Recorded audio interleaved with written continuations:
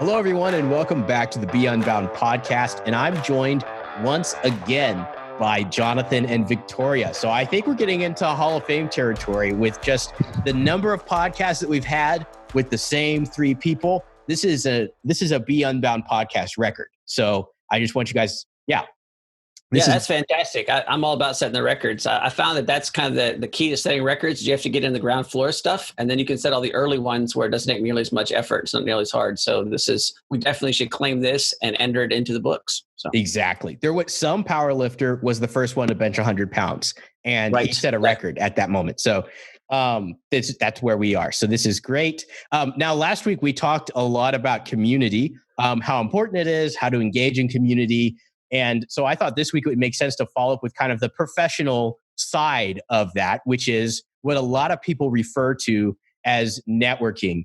Now, a lot of people, including myself, I think, and rightfully so, kind of cringe when they hear the word networking, because usually it means you go to these events or you meet up with someone for coffee. And basically, because it's considered a networking activity, the objective is to kind of figure out what you could get out of this person. It's two people trying to figure out how to use each other to get a job or to get connected to someone who can give them a job or work on a project or something like that. And I think because of that, networking gets a bad rap.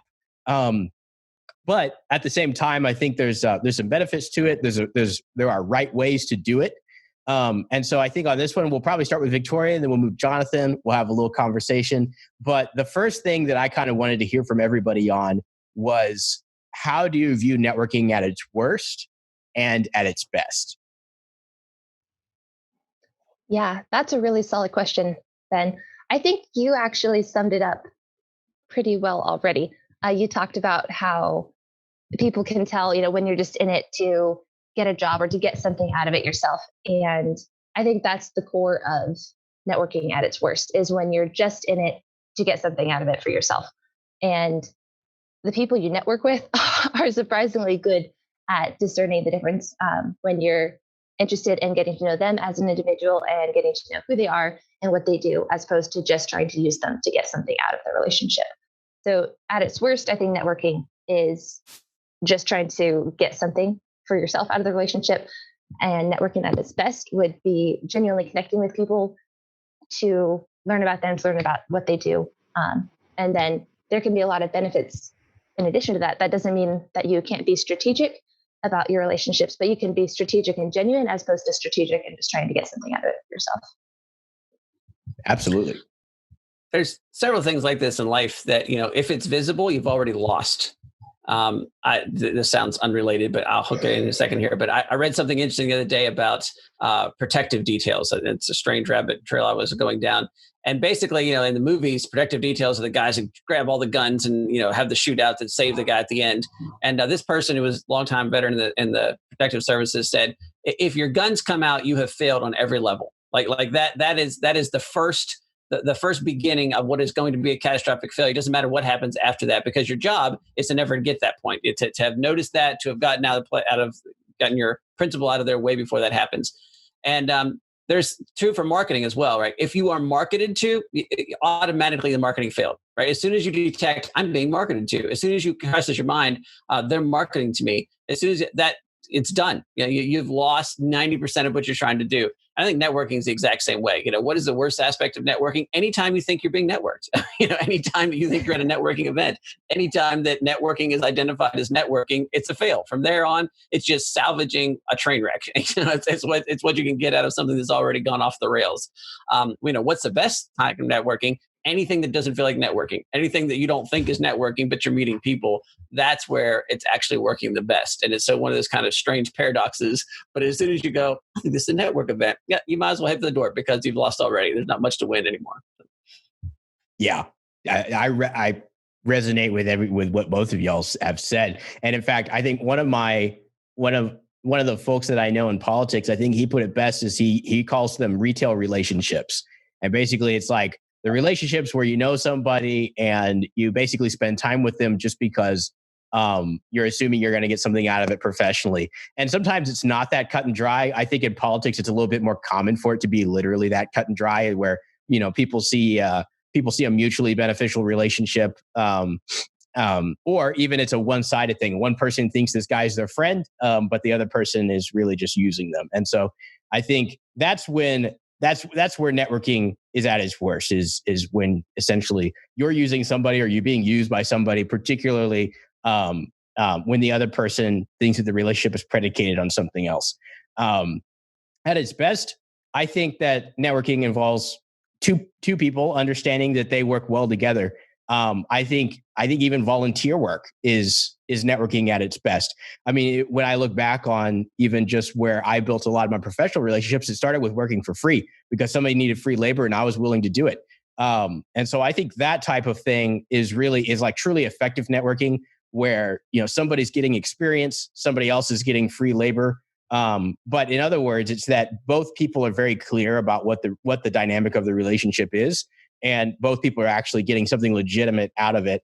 And it's not a trap. It's not a long-term, strategy. It's just two people meeting. And I think in particular, there was even an article in the Harvard Business Review. I think it was a few years ago, but basically the thesis was that like 99% of networking is a waste of time. And I think that gets at what you were referring to, Jonathan, whereas whenever it's called networking, when it's called a networking event, you're going to go to this event, you're going to have a bunch of awkward conversations and you're not going to get a lot out of it. But if you're working with somebody or you meet someone and you collaborate with them by happenstance, those types of things tend to be that's the 1% of networking that's, sort of truly effective. And so that's what I would kind of qualify as networking at its best. And so next thing I'm curious to hear from both of y'all on is just, why is a professional network important? And do you think that a professional network is required for success? Yeah, here's where things get interesting, right? Because I think I get frustrated. So some of our audience relate to this, right? But I'm a homeschool graduate. And one of the things that being a homeschool graduate means is that if nothing else, it makes you question everything from there on out. And I don't mean question like truth, is this really real? I just mean that, you go like, well, look, if I didn't have to do school the same way as everybody else, what else don't I have to do? And so, when I got my first job, my first thing was I counted up the hours I had to be at the job. And then I was like, screw that. I'm not going to give them the majority of my life. And so I literally set my waking up hours and my going to bed hours by balancing out. So I spent more hours at home than I did at work, because I was like, I'm not doing it like everybody else. And I think the same thing happens with networking. Every time it's one of those things that everybody says you have to do. And there's some jobs where they say, well, this is absolutely essential. And, I hear that and say, no, just because you told me it's essential is an absolute reason for me not to want to do it and then do that. But then you have this kind of, throw the baby out with the bathwater type of thing. And so here's what I consider to be just kind of blatant reality that's truth that you can't escape. No matter what books you read and no matter what people tell you, you will never accomplish anything on your own. Never. There's not a single thing that you can get by with in business or life for that matter, where you can achieve anything reasonable, that you can make a difference in the world without having substantial help and assistance from other people. And so, from that sense, is a networking may be junk, but is a network important? Yeah, it's absolutely 1,000% essential. You can't do it without. But I think this is one of those things that if you're a Christian, some of this makes a little more sense, because I find the older I get that Christianity is full of paradoxes that are true. So it feels like a paradox. It looks like a logical paradox. And yet, from experience that it makes sense. And one of the really kind of foundational things in Christianity, in a Christian worldview, is that whole love your neighbor as yourself, right? So here's the paradox. If you are selflessly loving somebody else and serving somebody else with no intention of gain, you do it because you think it's what you're required to do, it's because you're being as Christ to them, and you're serving them with in a self-sacrificial way. When you do that, then that returns to you 20-fold, right? But as soon as you do it because you think it's going to return to you 20-fold, the whole thing collapses and falls apart. Mm-hmm. And so that doesn't make sense, right? It doesn't make sense. You can kind of hold those two truths. And yet we know from experience that that's true. Like almost everybody that hears this is going to say, yeah, I understand that's true. Even though if I really think about this logically, it doesn't make true. And I think the same thing is true of networking, right? I mean, we come back to what we said before, if you're looking to connect to somebody because you're trying to gain something, it's going to fall apart immediately. But if you think of networking less as like some sort of professional task you do, and just sort of like the air you breathe. Like if you have a chance, serve somebody because you ought to, because that's what decent people do, because that's what makes a great country. That's what makes a great community. That's what makes a good work environment. And so, every opportunity you have, do it. And just realize that those opportunities to serve, that's not your networking. That's what you ought to do, because that's how you can make a biggest difference in wherever you are. If you do that long enough and you do that consistently enough, you will find that you wind up with this incredible network, but you won't have actually done networking. Yeah. I don't feel like I have a lot to add to that, John. That was pretty comprehensive. But I think just kind of taking this for college students, graduates, recent graduates, young adults who are entering the workforce, I think a lot of times we see networking as basically a business card that's the key to open, the door to the job you want, right? And that's sometimes that's helpful, but that also kind of stings of what we were just talking about all the ways to not go about networking. In terms of that professional network being important, I know I can speak from my own experience that every job I've ever gotten that I really appreciated was through somebody else. It wasn't just cold calling, it wasn't just applying. And I think that is more and more the case in our generation, that kind of the traditional ways of seeking jobs out are still relevant, but becoming increasingly less so. And so to a certain extent, it is who you know and how you know them. I would argue that how you know them is equally important. So for young adults who are looking to enter the workforce, realizing that professional network is going to be very important, and thinking about how you can best go about starting to build that. Absolutely. And this might even sound a little bit like a rabbit trail, but to kind of connecting back to something Jonathan was talking about those paradoxes, something that I've been fascinated by in probably for the last 18 months or so is just pretty much anytime you study any of those like more secular self-help authors. So, you're talking about, they write books, they go give lectures. The common themes that you'll hear are things like gratitude and selflessness, et cetera, but they're not taught based on a philosophical worldview. They're taught as like practical tools for being satisfied with your life, for being happy, and for having good relationships. And I've always been fascinated by that because it's kind of like watching somebody come to the same conclusion as like a good worldview would lead you to, but backwards. And so they're basically saying like, oh, I want to be happy. I want to have good relationships. I want to make a lot of money, for example. I'm not saying that's necessarily connected to a good worldview, but those are like, so you take a goal like that and then you walk it backwards. You say, well, how do I get there? It's like, well, if I wake up every day and I'm grateful and I give people positive energy and I invest in others and I'm selfless, it'll all come back to me. And it'll result in good relationships. And to a certain extent, that's true. And to a certain extent, that works for people. I just, in my mind as a Christian, I look at that and I just say, well, that's cool, but you don't have like a reason to be grateful other than, well, I'm not as worse off as this other guy. Like that's your reason for being grateful. I'm grateful because I'm loved by God and I'm created by a loving God, right? And so like that actually flows from a philosophy and a worldview into the rest of my life. But I've always been fascinated by that because it's essentially it's the same idea where there's those paradoxes, but there's sort of like two different directions to approach it, and that's just something I find really interesting. But Victoria, you've already touched on this, which is just sort of in your own careers, how have you benefited from networking, and what lessons have each of you learned from networking? I'd be really interested to hear. And actually, let's start with Victoria, since you already kind of started going down that path. Yeah, I guess just to kind of add on a little bit, build a little bit more to what I was talking about earlier. Yes, I have definitely benefited from networking, from a network. I would almost phrase it more as I've benefited from relationships, which I understand there's some overlap there. It's more just a difference in how you look at it. But yeah, like I said, all of the jobs that I have had thus far that I absolutely loved, it's been some writing, editing stuff, some freelancing work, obviously now work with Unbound, but they've all come through the people I knew. And that's helped set me up in some really great situations professionally as well, with good teams. So it's not just the work I did, but it's also who I did it with. And I found that when I was able to, use that connection to move into a position, and it was linked, from somebody I knew as opposed to me just applying for a job, 9 times out of 10, it was a great work situation as well, versus the times where I just had to seek out work or cold call or apply or whatever. Half the time, it was not a great work situation, just environment wise and the team I work with. So I think that's just another dynamic too. That's something that I've learned is a lot of times you can make sure that you have a great work environment and a work team as well. And it's not just the work that you do through your network and through your connections.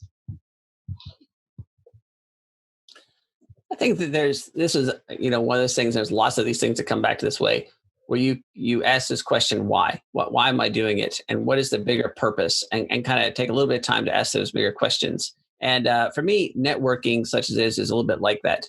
The first question is, when I'm doing my job, what part of my work, so we're talking about professional networking here. So what part of my work is really important? And I think the temptation and maybe the cultural narrative is the part of my work that is important is the part of the work that advances me, makes me more money, and gives me a bigger title, right? That's the really important part. Well, I'm not arguing that those things aren't important. They have some serious implications in your lifestyle and all those kinds of things. But I've never believed that was the point of my work. I've always been much more interested in what is it that my work is actually accomplishing in the world? How am I helping other people? And then, I believe in this principle of being local, right? So for being local for me is the people that I come in contact with, how can I make a difference in their lives? And I think that comes directly out of a Christian worldview, right? So I have a job. That job puts me in touch with people. And my primary responsibility is to be as Christ to those people, is to serve them and love them and help them in whatever I can. It doesn't, full stop, end of story. And anything past that is an incorrect line of thinking for a Christian, right? And so, now how that plays into like this networking idea, well, if you have that paradigm and you see the entire world that way, right? And if that is your primary goal is to serve all the people that you come in contact with, and meeting more people is great because that means you get to serve more people. And the point of your work is not to accumulate your salary, power, and position and title, but the point of your work is to do whatever you do really well and help those people on the way. You're not going to be able to help, but wind up with an incredible network. And the way that life works, you are going to positions and sometimes in your life where you can help those people. You should go all out 100%. And then things will switch around and there'll be times that those people can help you. And as much fun as you had helping them, make sure that you turn that around and let them have that fun helping you. And that's when things get really cool. And I've just been in that reverse cycle, right? I've just been in a cycle in the last several months as we've started Unbound, where lots and lots and lots of people have served us and served me in incredible ways, in mind-boggling, breathtaking, jaw-dropping ways that I could never have imagined, ways that I could never have seen, ways that I would never have asked. And yet, in almost all those cases, some not, but most of those cases, these are situations where earlier I had some opportunity to befriend, help, serve those people. Not always. Some of them are brand new contacts who are on the front end, right? They're serving me before I have a chance. And you can bet if I ever get an opportunity, I'm going to be jumping at the chance to turn around and serve them. I think that's when things get really cool. Not when you're sort of keeping score, not when you're sort of measuring, am I actually doing this as a professional growth thing? But when you just realize this is actually my purpose. And when that's the case, it's not networking. It's your life. It's your job. It's what you do. So, absolutely. And the kind of that core idea of sort of giving without expectation of return. And whenever I sort of engage in relationships that way, not every time, but there's been so many of the opportunities I've had in my life have happened because of that. But just like you're saying, Jonathan, it's so important to remain centered in not operating for that outcome. Part of the reason that I'm here with Unbound right now is because I volunteered for Jonathan on the National Student Cabinet, and he got to see my work. I got to work with Jonathan. We worked well together. And so then when this opportunity came around, he offered me a job. But I would have been just as happy if I had served on the student cabinet, learned a ton of stuff about how to put on an event, how to handle media, and then went on and lived the rest of my life. And this didn't happen. I wasn't doing it for this sort of outcome. And there's a lot of situations in my life where that has played out. And particularly with networking, there's like a few key relationships. And for me, it's really boiled down to like 2 or 3 relationships that have provided the foundation for the vast majority of my professional career so far, which has been short. It's not like I've had a huge career, but it's not, I haven't operated knowing 100 people who could connect me to potential jobs. It's like really like, it's Jonathan. It's a friend from high school that I did projects with who was connected to some other opportunities, who could recommend me for some jobs. It's, some contract work that I did that provided context for employment later. It's like, it always starts with something. And then sort of it builds from there. So I think that, if I'm looking at the question, how have I benefited from networking? Well, it's the foundation of my career. And I think a lot of the principles that apply to community can apply very well for networking, in the sense that, you're building a relationship and you're befriending someone. And then also, what lessons have I learned? It's just to invest. Like, networking starts with you, and it starts with investing, and it starts with volunteering, and it starts with giving. And I think when I look back on, even just how blessed I've been by the doors that God has opened and the people that He's connected me to, it's like, I really can't take credit for my career. There's a huge group of people, and there's God, and I give credit to all of those people for the opportunities that I've had to learn, and to have a platform to be on some pretty great teams. So, maybe getting a little bit more to brass tacks. Maybe there's a student listening to this who's just getting started with their career, and they're kind of wondering how to break into this. For you guys, is there a list of do's and don'ts, or maybe you don't look at it that way, but I'm curious, like, are there some things that maybe if somebody's listening to this podcast, they could say like, oh, well, if I start doing these things and if I avoid these things, in a few years, I'll have a decent network. Yeah. Go ahead, Victoria. Oh, Ben, it's interesting. I haven't really thought about it in terms of do's and don'ts until you phrase that question that way. But yes, I would say that there are some that come right to mind. First one, a do would be, do leave your jobs in a great place. So as young adults, especially, we tend to have a lot of jobs that we hold early on, and you are typically moving around a lot.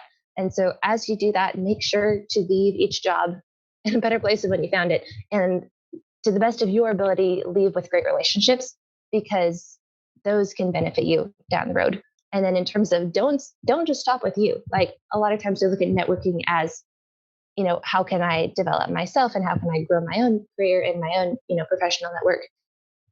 And we've been talking a lot about serving, and in that same vein, turn it around to say, hey, even if I'm just a couple years out of high school, a couple years out of college, how can I turn it around and offer some of my relationships and my connections to people who are coming behind me? So figure out how to turn that around and be reciprocal as well. And that can have huge benefits for you as well, but it can definitely help support those who are kind of coming along behind you. I would just go back to some of that foundational stuff, which is, do understand that every job is a people job. That your job only makes sense in the sense that it relates to other people. And I think that's a hard concept for some people, right? So if you're a people person, make sure that you put special emphasis in the fact that then as a people person, your job is to serve other people, no expectation of return. And so start getting the service paradigm, service mindset. If you are not a people person, and often the people divide this between introverts and extroverts, that's not true. You're just as much a people person. You just serve them in different ways. So let's say you're a real data person and you love Excel spreadsheets and all that kind of stuff. And the less meetings you're in, the less presentations you give, the better.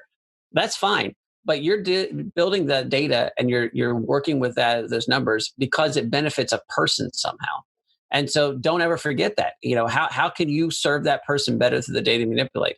I've been reading, lots of folks around me have been getting dogs recently and puppies. And so I've been intrigued by some of this, and I've read some dog training books recently. And there's lots of people like, well, I just love working with animals. And I grew up with lots of folks like that. Okay, animals only make sense in the context of people, right? You only raise farm animals because they feed people. You only train horses because they're ridden by people. You only train dogs because they're companions to people. And so people are always a factor in that. And if you never lose sight of that, and you remember that everything you do is only important as it relates to people, and that you have a service mindset in doing that, then networking becomes a natural, easy, normal outflow of that. You don't have to think about it. You don't have to check the box. You don't have to have a set of goals about it. It will just happen if you start with that attitude. It's as easy as complicated as that. It's not a hard concept. It's complicated in the fact that you have to do it every day. You have to build on it over time. And the sooner you start, the better your network will be. So. Absolutely. Yeah. There's not a whole lot that I could add to that. And to kind of piggyback even on what I was saying earlier is like, I think giving first is important. Like volunteering is that's how I've pretty much gotten every job is I work for someone for free first. And so it's like, don't be afraid to volunteer. And I think kind of a related do that I would associate with that is even if it's volunteer work or if you're not being paid what you're worth, which is probably going to be typically the case when you're starting out, is give 100% every time. And that's something that I can't tell you how valuable that is. It's like, just take it seriously and give 100%. And that at some point that will be acknowledged and rewarded one way or the other. And so I would say, even if the person that you're currently working for doesn't see it or doesn't reward or doesn't recognize it, you're at least, building skills that may pay off further down the line. And so I think just getting into the habit of taking everything you do that's related to work, whether that's volunteer work, contract work, or even just a basic job, at Walmart or McDonald's or wherever, taking it seriously is always going to pay off. That's just from my perspective. That's always been the case. Yeah, that's the ultimate unfair advantage, right? Like, if you're a battle commander, right? One of the things they teach you is never have a fair fight. I mean, always find the unfair advantage. And I think there's some interesting aspects of that in business. And when I say unfair, I don't mean like unethically fair. I just mean like, put yourself in a better position than anybody else. And so here's two great examples sitting right here. So both Ben and Victoria talked about leaving their job better than they found it, giving 100% and all those kinds of things. Both Ben and Victoria have worked for me far longer not getting paid than they have. Getting paid by me is a fairly recent phenomenon for both of them, right? Until then, they have put in hours and days and weeks and uncounted and untold amounts of labor for free. And they did it at a breathtaking level of expertise and dedication, right? So here's how that networking turned out. That was service. At the time that they did that, I was in no position to give them a job or start a company or do any of the things that we've done since, right? But here's what happens when it comes back around. When that became an opportunity, Ben didn't beat out 5 other people for his position. There wasn't any competition. Ben was the only person I considered for that job. Victoria didn't have to submit a resume and compete up against 6 other people. There wasn't anybody else that got offered this job. It wasn't an open job. It wasn't available to anybody else. There was only one person that was ever available for this job, and it was Victoria. And there was only one person available for this job, and it was Ben. And, it kind of went both ways where they volunteered for me. And so I did some of that. But I feel like it went the other way. When they were volunteering, I tried to teach them as best I could. And so that's some aspect of service. And then now I feel we've got this neat mutual thing. They're benefiting because they think they've got a job. I'm benefiting because I can't believe that these talented people would be willing to use their talents in the service of Unbound. And then we get to work together in a team, right? And that's when it's working right. That's when networking becomes something really cool, right? Now we're both benefiting. It's an ultimate win-win situation. They had tremendous unfair advantages in getting these jobs. I feel like having them gives our company tremendous unfair advantages in the things that we're trying to do. And you'll notice that all of those came from this ethos of service, of doing 100%, of working really hard, even when the rewards were not apparent. And in this case, there weren't any rewards possible until all of a sudden a bunch of things came into place and they became. And who knows what happens next? And who knows who we're serving right now that will open doors for us in the future. Absolutely. Absolutely. And I think it's interesting because it actually reminds me of a concept that Ryan Holiday is really big on. And if you're listening to this and you're not familiar, Ryan Holiday, he's a best-selling author. He used to be some type of high up in marketing for American Apparel. And right now, I would venture to guess that he's probably the leading sort of modern proponent of sort of Stoic philosophy, which we don't really have the time to get into right now. I think there's some crossover with Stoicism and a Christian worldview. I don't believe all of Stoicism. I think there's some helpful concepts. But one of the things he talks about, and this is kind of a Stoic idea, is, he was on his way out of American Apparel. And it was one of those situations where he knew he was going to be gone in a few months. And somebody gave him a piece of advice, which was this could be a live time or dead time. So you can either decide that, oh, well, I'm on my way out. I already know what's going to happen after this. Basically, I'm just going to coast. Or you can show up every day and give 100%. And that alive time is what really pays off. And I've been in similar situations where it's like I was in a job and I knew that that I was going to be out soon, and I was tempted. Like it was a struggle because I was tempted to just sort of coast. That was actually a principle that I used in that situation where, I continued to sort of develop new features and launch new projects and build new things, and show up every day.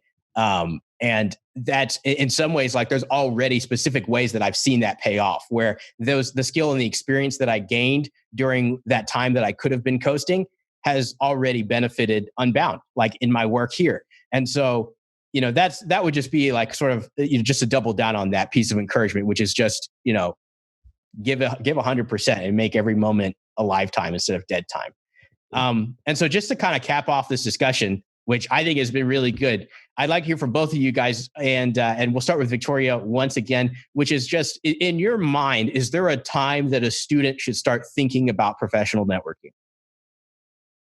Other than yesterday? Yeah. I think that's the obvious answer. In all seriousness, we've talked a lot in this podcast about how networking is at its heart relationships and is serving when done well. And particularly as Christians, there's never a time when we're told to start serving. Ergo, I think networking starts as young as you start serving, technically. Professional networking, obviously, is going to start picking up as you get into your teens and your early 20s and you're doing work with those kinds of people. But the sooner the better. As soon as you start serving, I think that's where networking begins. Yeah, I'm tempted to one up Victoria slightly here and say, you did. You've already started. Do you know anybody? Okay, cool. You're networking. If you know another person, including your parents, you're networked, and your siblings, and so that's a sobering thought, right? Because I would say that it's likely that your future success and your opportunities are going to be directly related to the people you know right now and how well you've served them. And so a couple thoughts there. I mean, first, you should look around and ask yourself how well you're serving those people, right? because you've already started a network. You've already been doing this. And so are you building a good network or a bad network, which is basically saying, are you serving those people or are you taking advantage of them? And so that would be a sobering thing to ask. And then secondly, there's a question here that is a little broader, which is, okay, there's a saying that goes around and says, you are the sum of the average of the 5 people you spend the most time with. And so one of the questions to ask is, are the people that you're around people that you want to become? And, are you happy with that average? And if you are, fantastic. And if you aren't, then one of the proactive things you can do is not, it's not like get rid of the people you know. It's work to actively find other people to serve and find people to serve that are in the positions that you want to be in. And so if there's an active sort of seeking piece of networking, it would be that. You take a look around and say, well, who can I serve that does stuff, has opportunities, the kind that I would like to have? Because when I'm around those people, those opportunities are likely to come knocking. So, yep. I would, I endorse both of those answers. And even when I reflect on my own career, some of the most important relationships that I've built, those started when I was 15 and 16. And so, if you're 22 and you're listening to this, that's not reason to freak out. But it's just to say, just like Victoria said, the answer is yesterday. And the answer is you're already doing it in one way or another, consciously or unconsciously. And it may just look like your community. It may just look like your coworkers. And so if you could find ways to invest, if you could find ways to give, ways to volunteer, then do that and find ways to explore your interests and sort of navigate what God has in store for your life. So, well, that's all the questions that I had. Well, I really appreciate this discussion, Jonathan and Victoria. This has been super interesting. And I'm packing my bags to go to Apex Spark in Virginia. So pretty stoked about that. I'll be vlogging the experience on my end. We'll be shooting a ton of videos while we're there. So you could be on the lookout for content from the event on our YouTube channel, on our website, and our social media channels. So you can go to Unbound.us to get links to all of those things. And once again, we will catch you guys next week. Thanks for tuning in.